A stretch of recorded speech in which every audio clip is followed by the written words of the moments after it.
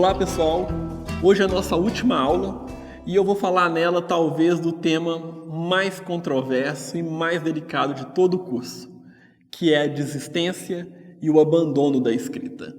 Esses dois temas são extremamente também silenciados no universo acadêmico. O universo acadêmico é um dos poucos universos onde a ideia de abandono e desistência quase sempre é associada ao fracasso.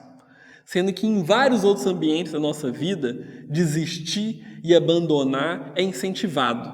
Por exemplo, quando você está num emprego opressor, as pessoas te incentivam a abandonar. Quando você está numa relação abusiva, as pessoas te incentivam a desistir e abandonar aquela relação.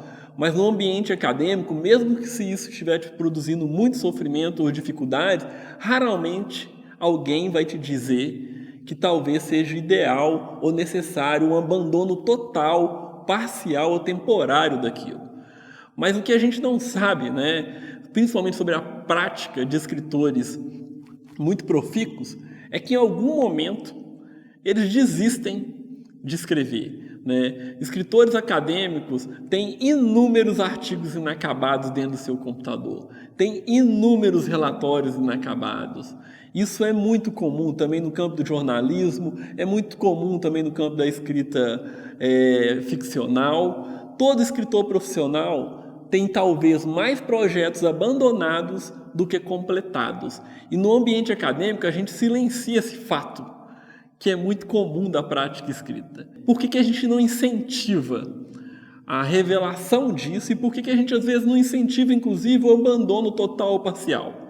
Talvez seja porque, de fato, no campo acadêmico, esses elementos tenham sido associados durante muito tempo a fracasso, o que é um grande problema, porque desistir da escrita não é necessariamente fracasso.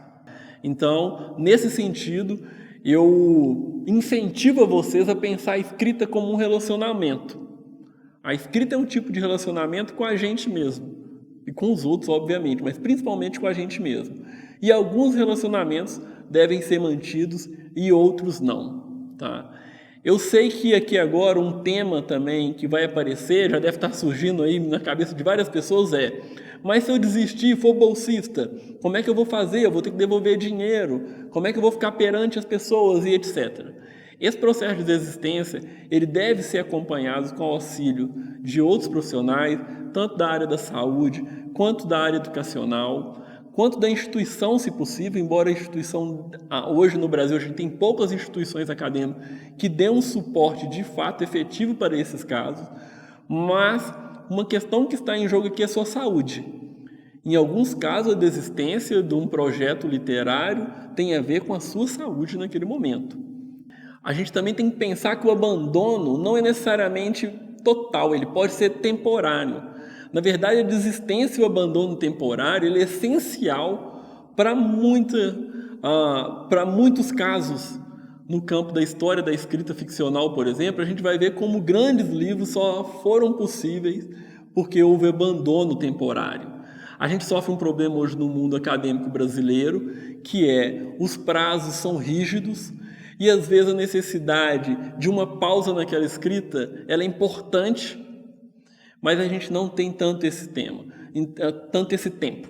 Então, uma questão é como negociar isso no ambiente acadêmico. Eu sei que é difícil e eu sei que, infelizmente, em alguns casos não há espaço para negociação. Mas se tiver, o ideal é trancamento, se você estiver doente, negociação com o orientador ou orientadora.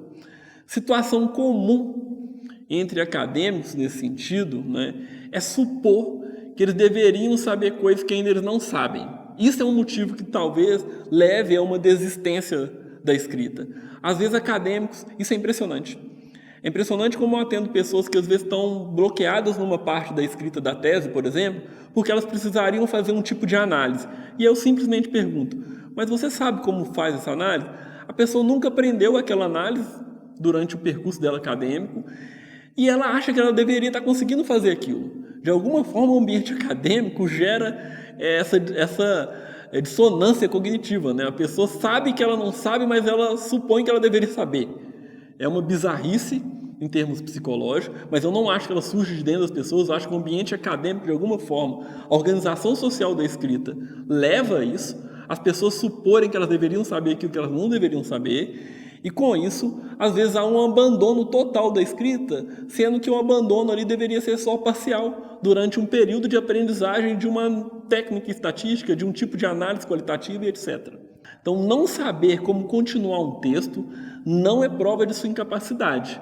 Talvez é prova de que você precisa aprender a fazer algo para continuar o texto.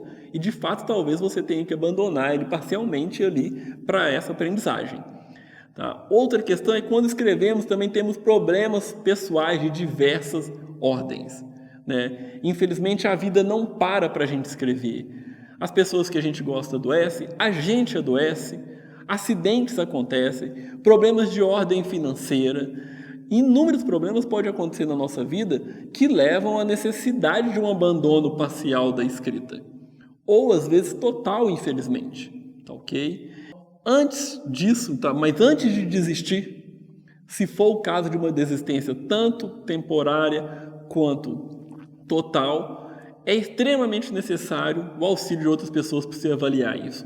É muito difícil a gente avaliar quando a gente está em sofrimento psicológico ou físico os motivos que estão levando a gente a tomar decisões. Geralmente, quando a gente toma decisão sozinho, são as piores decisões que a gente toma, em especial nesse caso. Outro elemento aí importante para pensar na desistência, principalmente para alunos de mestrado e doutorado, é avaliar as implicações legais e jurídicas da desistência, para você se precaver de processos, né, de devolução de bolsa, entre outros danos que você possa sofrer por causa da desistência. Tá ok? Então é isso, pessoal. Eu espero de verdade que esse tema seja discutido, seja pensado, que vocês levem seriamente ele em conta durante o processo da escrita, porque abandonar ou desistir não é sinônimo de fracasso. Ele é necessário em alguns momentos. E, por fim, eu queria agradecer muito a presença de vocês aqui durante o curso.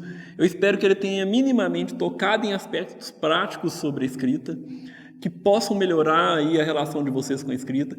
Eu sei aqui que durante o curso eu toquei só na ponta do iceberg, que são as dificuldades de escrever. A escrita é um universo interminável de habilidades, de relações sociais, e eu sei que eu só toquei numa pontinha do problema, mas eu espero que tenha sido algo que minimamente aí tenha gerado uma esperança aí de lidar com a escrita de maneira mais saudável. Tá ok? Muito obrigado e até um próximo curso.